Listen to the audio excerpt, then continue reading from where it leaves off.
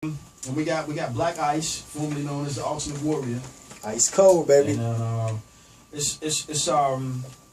and I'm probably gonna need you and JMD in on this one. Okay. Together. And we've talked with over the last I want to say maybe a year or so, a little over a year, with the original forming of the Legends of Chicago Hip Hop.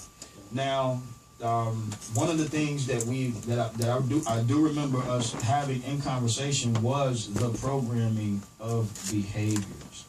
So, Black Ice, if you can give us some form of level of what you're doing with the whole poet thing and how you're actually engaging the youth with that. Absolutely. Well, the Legends of Chicago Hip Hop was an idea that God blessed me with in the year 2012.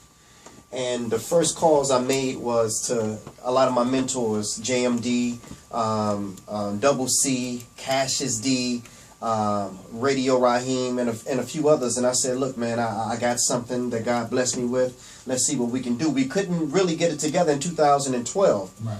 But by the time 2013 came around, my big brother in hip-hop, JMD, him and I organized the Legends. Right. And started the Legends of Chicago hip-hop movement. And so here we are today with a formula and a program where we go into the high schools and we mentor the youth. Right. Using the same thing that saved our lives, hip-hop. Right. It kept us off the street. It kept us away from drugs, and it kept us busy utilizing our gifts. And so what we do is we have internalized that. We have turned around and given it back to the youth, and we've given them instructions, homework assignments. Tell us your story. Right. Write it down. Tell us what's been going on inside of you. Why are you so angry? Write it down. And these programs have been very successful in the Chicago public school system, and we ventured out of that. We've gone to juvenile detention centers. We've gone to homeless shelters, and actually on the street corners where it's really going down. I come out of Inglewood, and we've gone into Inglewood, and we've reached out to the soldiers in Inglewood, and believe me, everybody that's there, they're saying the same thing. Man, if we had a job. Yeah. If we had a job, man, maybe I could go to school, or maybe I could do something else, but this is all we have. Right. And so the Legends of Chicago Hip Hop are here to give hip hop as an alternative to crime in our city. Our motto is changing the world, one heart, one mind, one verse at a time. Word. Word. Now, you mentioned going into Inglewood. Did you meet any resistance upon engaging any of these youth?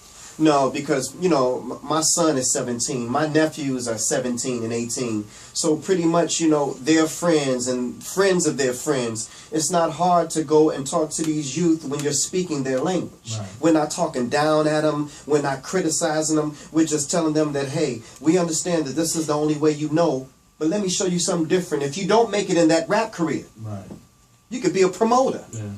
You can be a manager. You can be a producer. There are several other things that you can do. If you can't make it from in front of the camera, you can come behind the camera and still actually do some things. And so we got to get our children out of that concept and that program. I call it Waiting on Russell. There's a documentary called Waiting on Superman. I call this Waiting on Russell. Word. You're going to wait on somebody to come into Chicago to save you, give you some type of opportunity, when if we're together, we can create opportunities for ourselves. Right, right. Waiting on Russell. That's what's That's pretty dope. Yeah. I remember when Russell actually used to diss Chicago MCs. Remember that when I think No Pity had approached him years ago, and then he dissed Chicago MCs, and then, you know, next thing you know, Def Jam was coming out with like the Grave Diggers. Yeah, yeah. You know what I'm saying? Like, now you're gonna bite the style. Now, this could be a sensitive subject. And I want you and Jay to chime in on this, because I think we all come from everybody in Chicago from the old school, you know, pretty much touched on a horrorcore aspect of you know, delivery, cadence, you know, an overall, you know, vocab and stage presence in our hip hop, how we were back then. Right. Do you think, and this question could suffice to both of you, do you think that when horrorcore started taking a turn more towards street, when you had artists like let's say the original artists, cats who were hip hop like Ice-T, and then you had other artists like Spice One and Compton's Most Wanted, NWA, NWA, of course, and of course the Rap-A-Lot conglomerate. You know what I'm saying? So do you think all of that was like the introduction to what we are actually in right now, or do you think they were just doing it for entertainment purposes of hip hop back then? Well, rap, of course, originated on the East Coast. Right. And when it spread it throughout the country, the West Coast got it, but the West Coast did something a little bit different than the East Coast. The East Coast was about partying and entertainment and lyricism. The West Coast came on the scene, and they started actually giving you the news of what was happening in Long Beach or in Compton or in several other places in California. And so these were our street newspapers, our rappers back then telling their story. And they weren't really talking about necessarily killing people the way that a lot of these today raps are talking about, but they were talking about what they were witnessing and seeing in their neighborhood. So to answer your question, yes, this laid the foundation for what we have today, but I take part responsibility, and the legends have to take part responsibility of allowing it to get to where it is today. JMD? Absolutely. So, so yeah, just what he said, all of that. But yes, it was like Blaq Ice just mentioned, that it was more like news. They were just sharing their stories of what they witnessed in their hoods. Then finally, and I used to always say that when it come around to Chicago, the reason why we were the last, because they were actually saving the best for last. But I didn't envision the best being what it is right now. You know what I'm saying, with the Chirac and all of that, you know what I'm saying? So as L1 mentioned earlier about these guys, they out here actually doing the crime.